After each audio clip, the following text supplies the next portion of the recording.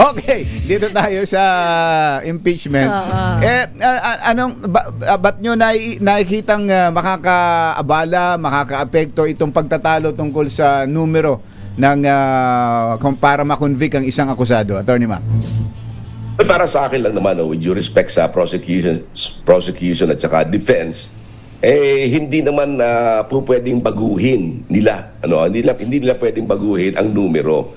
Sapagkat narito ang numero, sinasabi ng saligang batas, 2/3 vote of all the members of Congress of the Senate. Kaya lumalabas na 16 ang boto. At yan ay hindi bahagi ng pre-trial. Hindi pwedeng pag-usapan yan. Hindi pwedeng magkaroon ng agreement. Hindi pwedeng sabihin, ganito na lamang ha, ang atin. Hindi po pwede yun. Kasi batas yan Saligang batas ang nagsabi na ganito ang numero.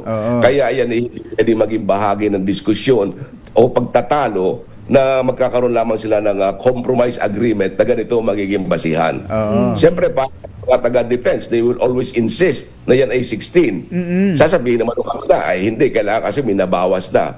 Kaya hindi po pwedeng magkasundo ang dalawang yan kung yan ay pagtatalunan. Kaya yan ay maging abala lamang sa kanila at mag-aaksaya lamang sila ng panahon. Opo. Pero Attorney Mac, dahil ito'y napag-uusapan na, hindi ho ba pwede o kaya hindi ho ba ginagawa ng Supreme Court na parang motu proprio ay maglabas ng clarification tungkol diyan?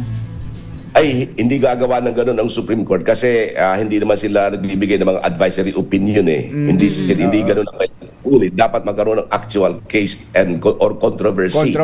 Pero para sa akin, Jerry and Tina, merong nakabinbi na petisyon si Senator Peter Cayetano, di ba?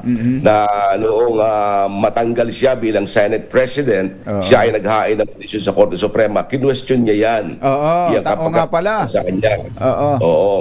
Ngayon, bahagi ng pagkaka-question niya dyan ay yung issue tungkol dyan sa 2/3 vote na yan. Yan sa mga ni-raise niya. Sinabi niya, paano mga detained prisoners na yan? Pwede ba silang bumoto? Yung mga missing, pwede ba silang bumoto? Paano na yung threshold na babago-bago? Binabago ng bagong majority. Sinabi nila, 2/3 vote of those present. Pero maraming mga provision ng saligang batas na nagsasabi ng 2/3 vote of all the members.